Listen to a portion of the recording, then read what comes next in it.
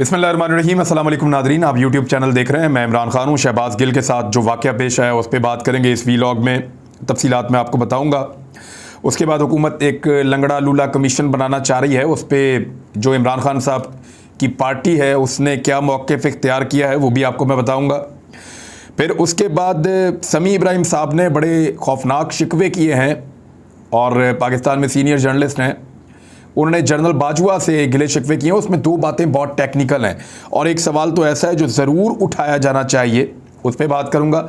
Major गौरव आर्या इमरान खान के खिलाफ एक कंपेन इंडिया में बैठकर लॉन्च कर चुका है, वो क्या है वो आपको बताऊंगा। और उमर सरफराज चीमा, ये नाम याद रखिएगा, गवर्नर पंजाब हैं, इनके बारे में एक बड़ी खबर है आपको मैं देता हूँ। और ये वैसे गले की हड्डी बन गए हैं PMLN की, और ना ये उनसे निगली जा रहे हैं ना उगली जा रहे हैं। और उमर सरफराज चीमा एक ऐसी मुसीबत साबित हुआ इन बाप बेटे के लिए कि इनके नाक में दम कर दिया है। मैं आपको बताता हूँ, लेकिन सबसे पहली जो खबर है वो खबर यही कि हुकूमत का बैरूनी साजिश के इल्ज़ाम पर इंक्वायरी कमीशन बनाने का ऐलान। हुकूमत अब तक टली नहीं है। उन्होंने पहले कोशिश की कि नेशनल सिक्योरिटी कमेटी की एक मीटिंग बुलाते हैं, उसके अंदर हम ग्रिल करेंगे मुबैना तौर पर उस सफ़ीर को, और कोशिश करेंगे कि कुछ भी करके ये साबित करें कि ये जो साइफ़र था ये झूठ था, या इसको जैसे बताया गया ये वैसे नहीं था। लेकिन जब साइफ़र को इन लोगों ने पढ़ा, वो मुरासला इनके सामने आया कानूनी तरीके से, तो इनके तोते उड़ गए कि भाई ये तो एग्जैक्टली वही लिखा हुआ है जो इमरान खान कहता था। फिर इनके तमाम सवालात के जवाब वही आए जो इमरान खान साहब कहते थे। तो उसके बाद एक बहुत बड़ी सुबकी हुई, बजाय इसके कि ये कुछ नया निकालते उस मीटिंग में, ये सिर्फ इतना कह सके कि जी साजिश का कोई सबूत नहीं मिला, मुदाखलत हुई है। और साथ ये भी कह दिया कि इससे पहले वाली जो नेशनल सिक्योरिटी कमेटी की मीटिंग जिसको इमरान खान साहब ने हेड किया था, हम तस्लीम करते हैं और उसके तमाम नुकात को सेकंड करते हैं, तौसीक करते हैं। उस मीटिंग की तस्दीक भी कर दी इन्होंने।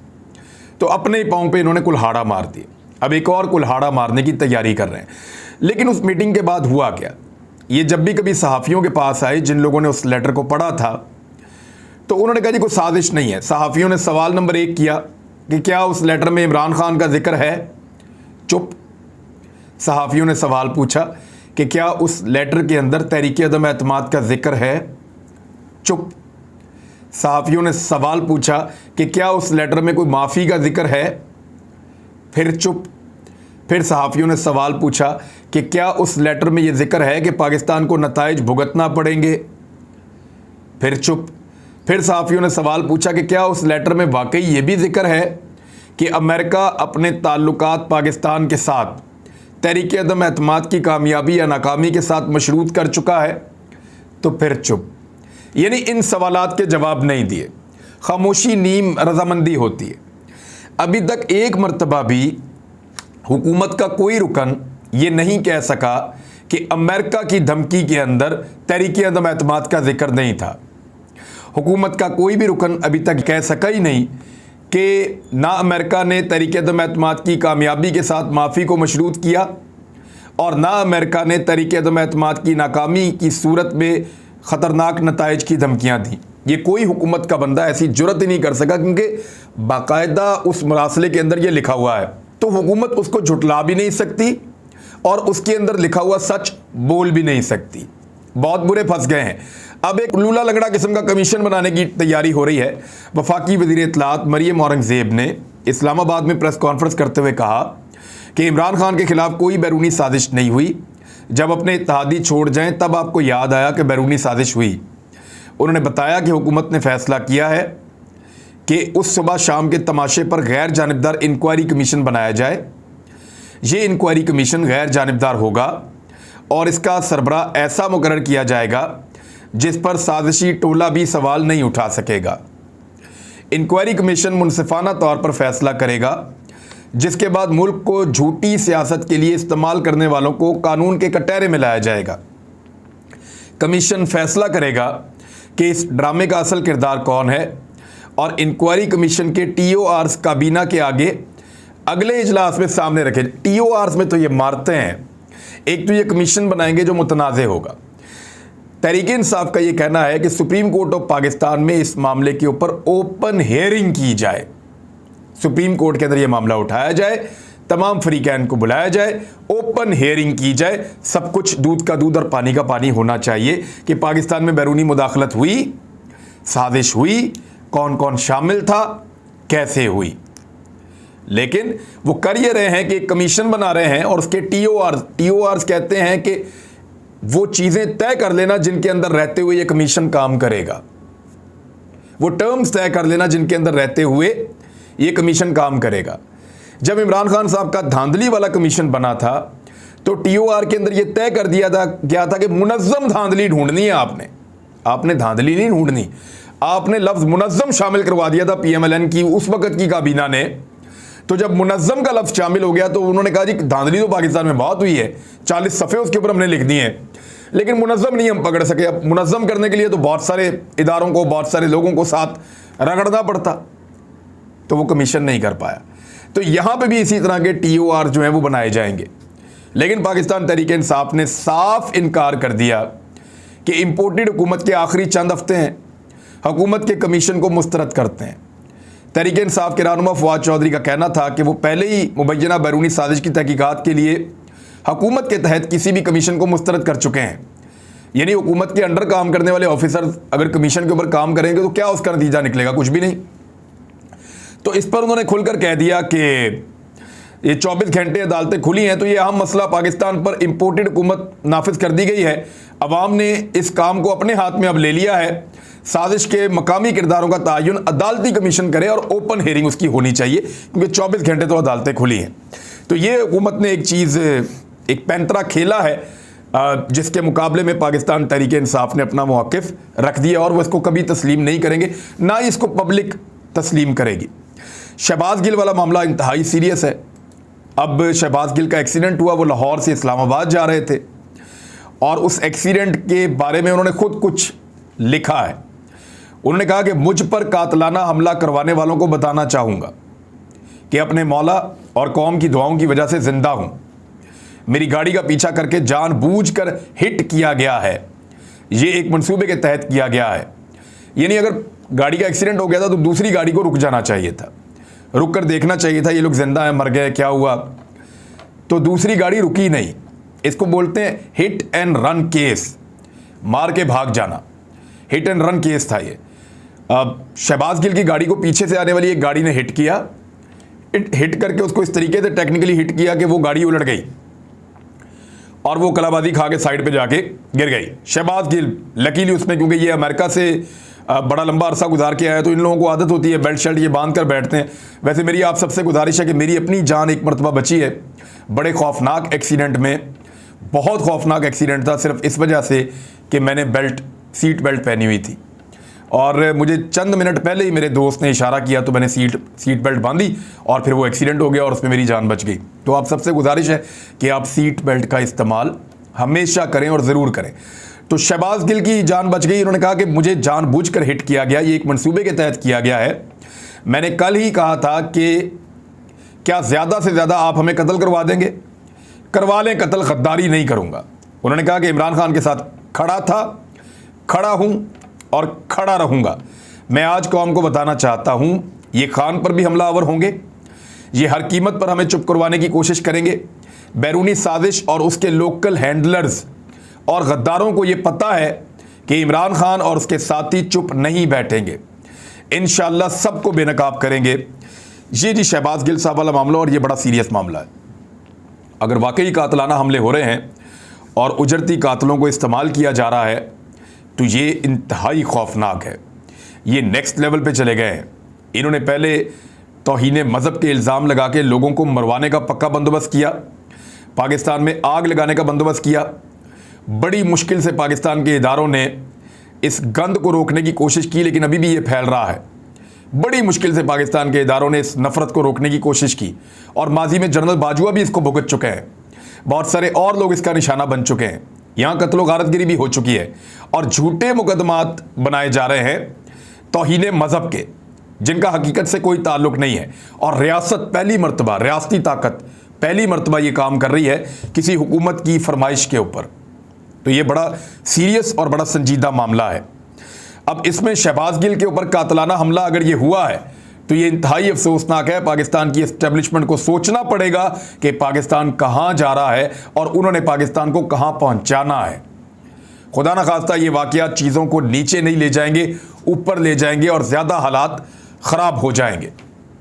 अब इसमें जो समी इब्राहिम साहब ने कुछ सवालात उठाए हैं वो मैं आपके सामने दोहरा देता हूँ। और उसमें एक सवाल ऐसा है जो वाकई मुझे भी बहुत खुटक रहा था, तो उस पर आज बात करते हैं।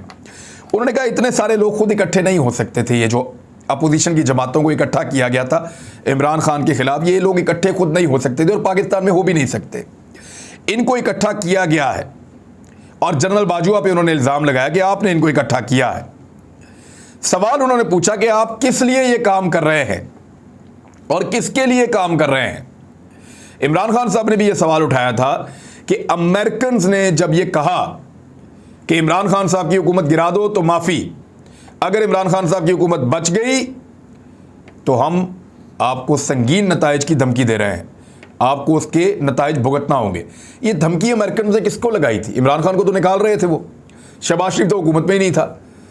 तो ये समी इब्राहिम इशारा इस तरह कर रहे हैं कि पाकिस्तान की एस्टेब्लिशमेंट को अमेरिका की ये धमकी दी कि निकालो इमरान खान को तो आपको माफ़ी दे देंगे, नहीं निकालोगे तो फिर आपको नताइज भुगतना पड़ेंगे।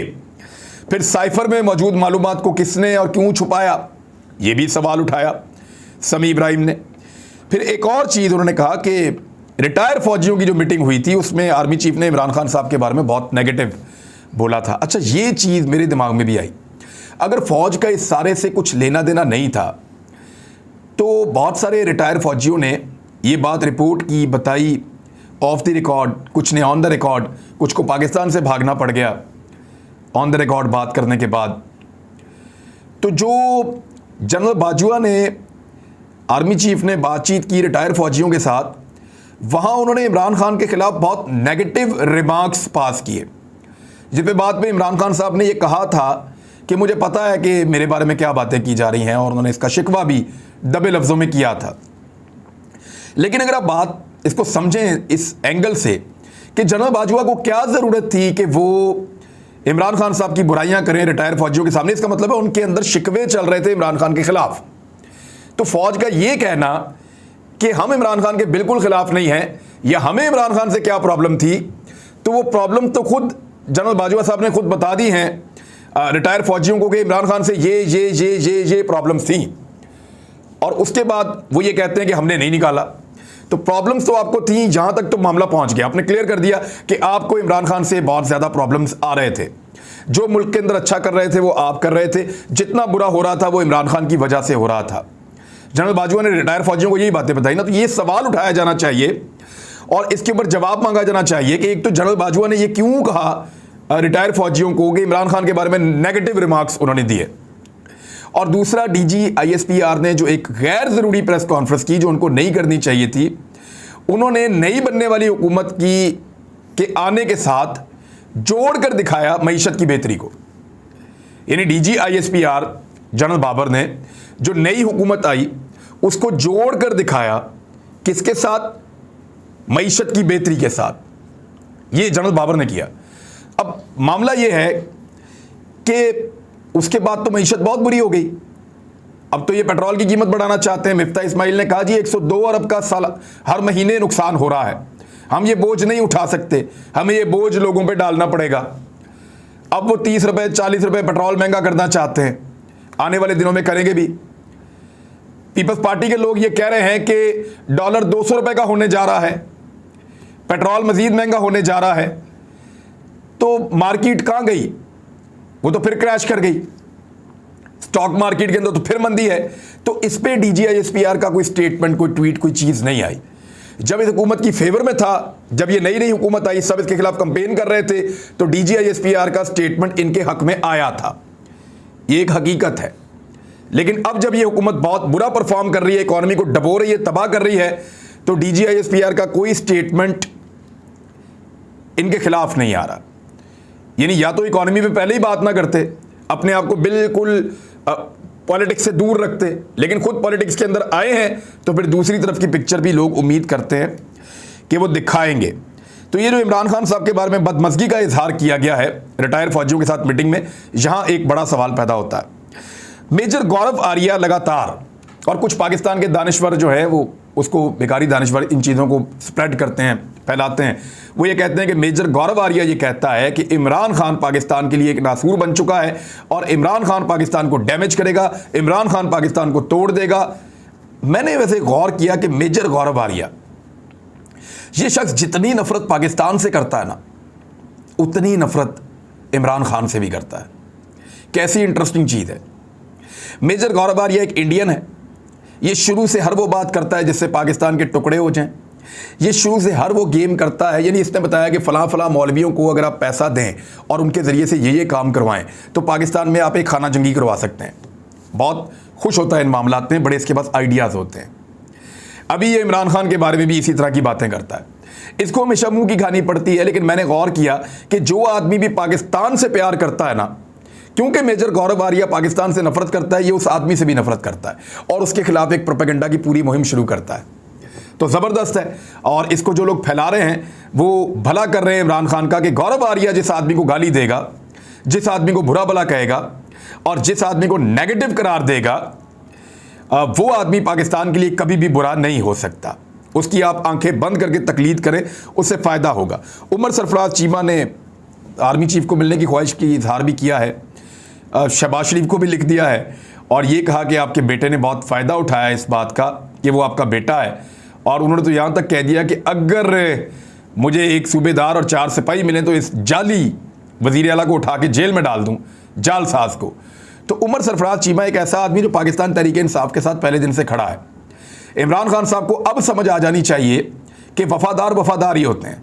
अब आपको उस्मान बुज़दार नज़र नहीं आएगा, अब आपको बाकी लोग नज़र नहीं आएंगे, लेकिन ये आदमी लड़ता रहेगा। इसको आप जेल में डालें, ये फिर लड़ेगा, बाहर निकालें, ये फिर लड़ेगा, इसको आप मारें, ये फिर लड़ेगा, इसको आप कोई भी नुकसान पहुंचाएं, इसका कारोबार तबाह कर दें, ये फिर लड़ेगा। ये बात नहीं आएगा, क्योंकि ये इमरान खान साहब की पार्टी का अपना, उनके नज़रिए का वफादार आदमी है। तो इमरान खान साहब को ये बात समझनी चाहिए कि वो वफादारों को मौका दें। क्या कोई भी गवर्नर उनके लिए इस लेवल तक जा सकता था? नहीं, ये गया है। तो इमरान खान साहब के लिए इसमें बहुत कुछ सीखने के लिए है। अब तक के लिए इतने, अपना ख्याल रखिएगा, अपने चैनल का भी। अल्लाह हाफ़िज़।